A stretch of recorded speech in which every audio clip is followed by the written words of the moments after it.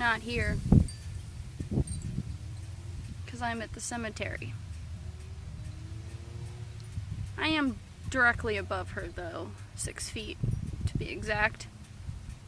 So,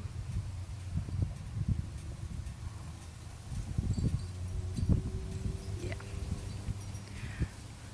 My best friend was the happiest, smiliest, funniest person, kindest, prettiest. She was everything any girl wanted to be. She didn't know it, but she was all of those things.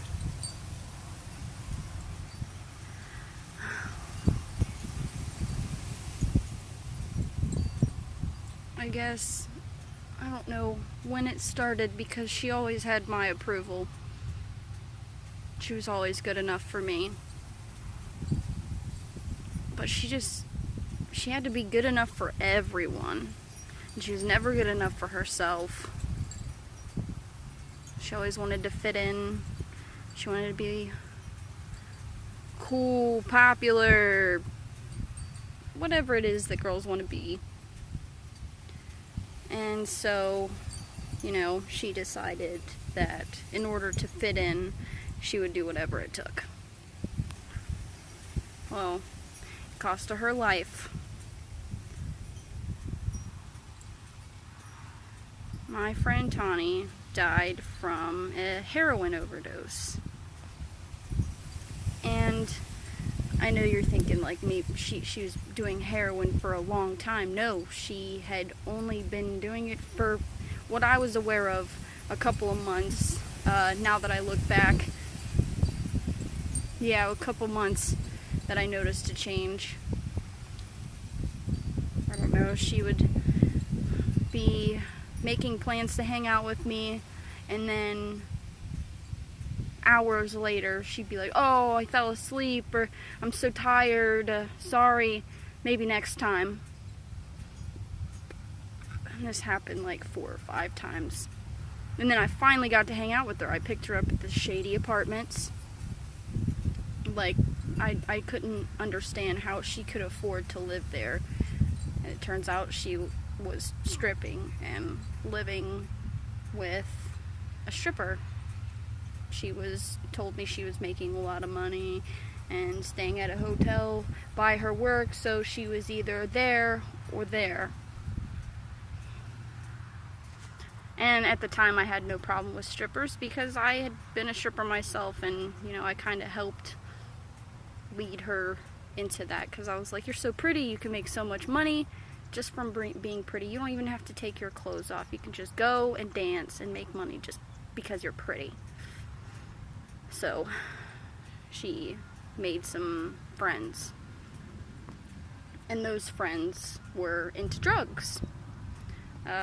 Red flag for me was, I was living in Indiana, and she was, one of her locations on a chat said that she was in Lawrenceburg, and I was like, "You're in Lawrenceburg, why don't you come see me?" She's like, "Oh, I'm here with my friend, they're going to the methadone clinic, they have to pick up their prescription." I'm like, "Alright, I'm coming down to Kentucky, can I see you?" She's like, "Okay, yeah, that's fine."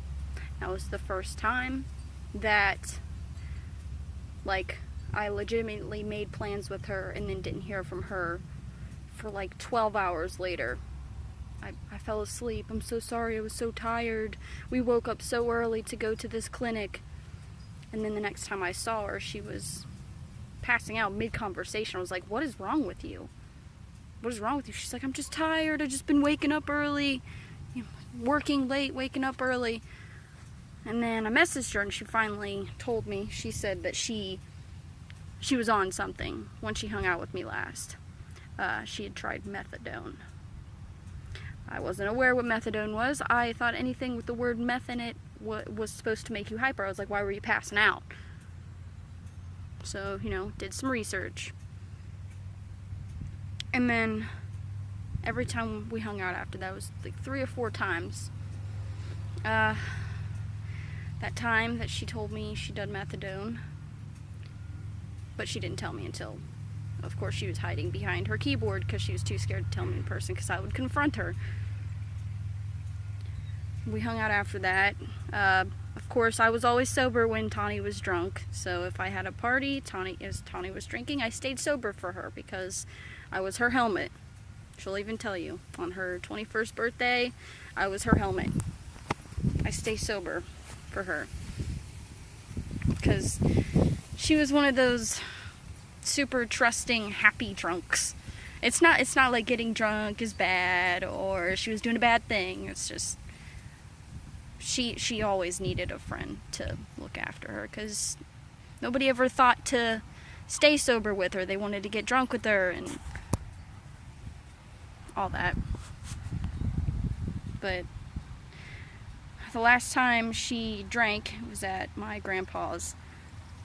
I don't know what sparked it, but somebody there said something, and then she just collapsed on the floor and started weeping.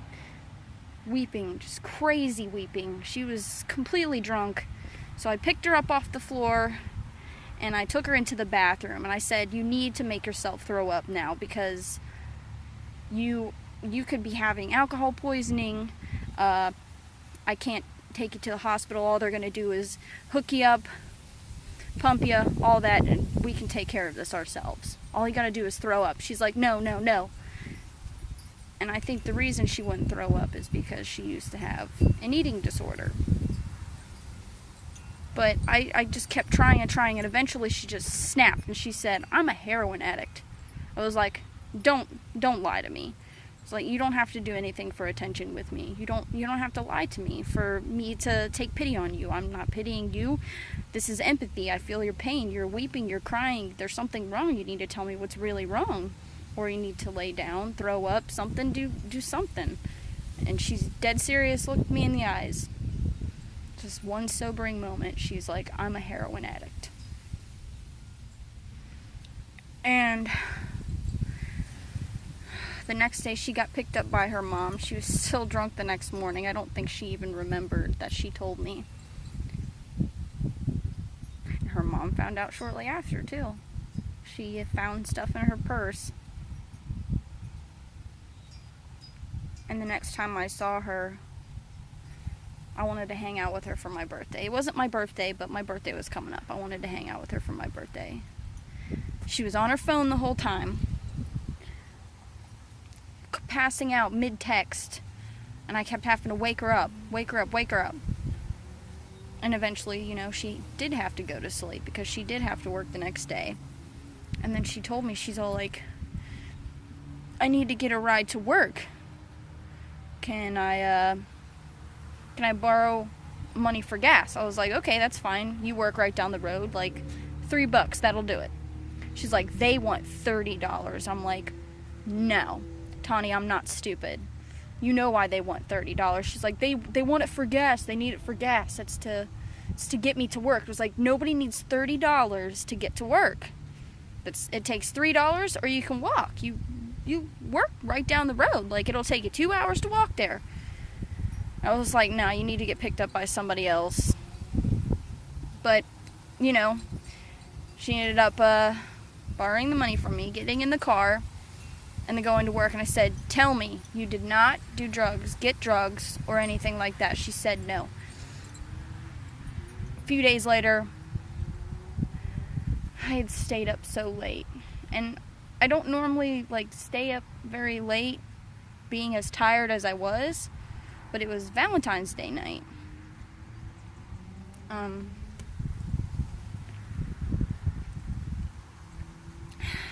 don't know why, I was wired, yet so exhausted. I finally fell asleep. I woke up a couple hours later. I had missed calls. I had messages on Facebook. I had text messages. The very first thing I saw a message. It was either a message or a comment, but I know it was Josh Coney, and he said, is it true that Tawni is dead? I'm like, fuck. So I check my voicemails. It's Tracy. She says, Catherine, honey, you need to call me.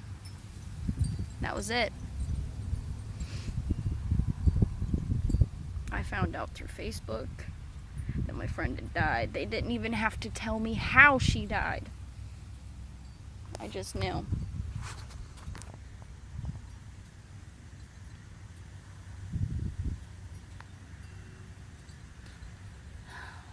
Within 1 month of me finding out that my friend was using heroin, she died from an overdose.